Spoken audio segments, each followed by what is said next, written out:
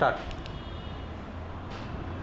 Addressing the editors of newspapers, the Honorable Minister for Information and Broadcasting said, I am very happy to inaugurate this conference, which is organized in connection with the celebration of Golden Jubilee of the Indian Press. I am also glad that a seminar is being held to discuss the future role of the press.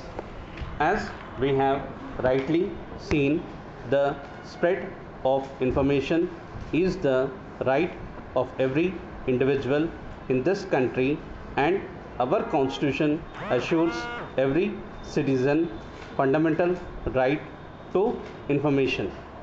It means that every person, irrespective of the region he belongs to, can and should have access to the information he requires. In this context, I would like to recollect the evolution of the media of information.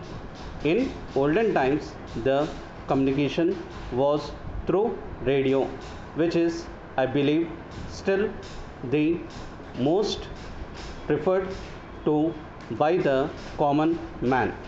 Despite the improvements in one's standard of living over the years, the radio is considered to be the cheapest and reliable medium of information.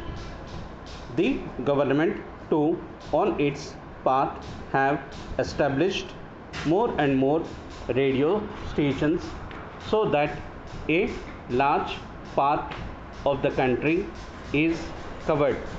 When the television has been introduced, everyone in the country thought that this would surely replace the radio.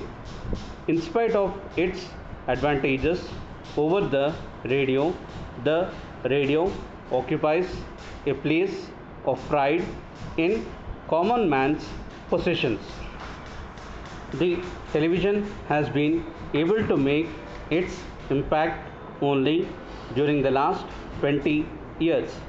I could provide, besides information, a wide range of images which a radio could not. People at once realized the value of this new invention, and as their standard of living improved, felt that it would add to their status. The government too gave much importance for the promotion of this industry, and as a matter of fact ensured that the prices are kept within the reach of a large section of people. At the same time, another medium of communication came into existence. It is the newspaper. The low price at which the paper is made available has attracted millions of educated persons.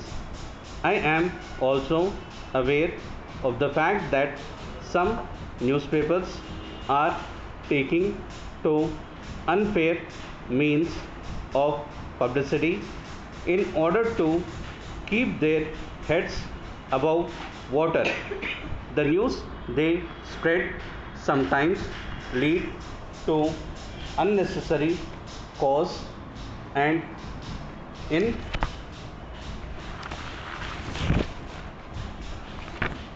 some cases create disturbance in the society and loss of life too.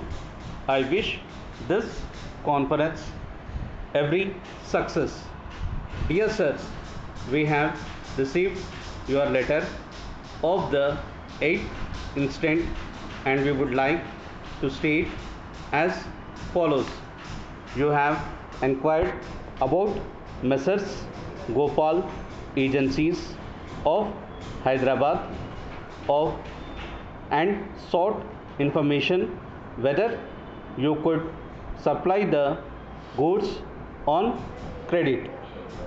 In this connection, we would like to inform you that the said firm has been our customer for the last 10 years, and we have cordial relations with them. The two brothers who started the business have been respectable and have not kept their account pending for long. They could establish themselves in this new line within a short time, and they enjoy a good reputation in the business world in the city. Hence, we can confidently recommend that you can extend credit to the said firm up to a lakh of rupees. In view of the above, we recommend that you can extend the necessary credit to the said firm. Thanking you and assuring you of our cooperation. Yours faithfully, Manager.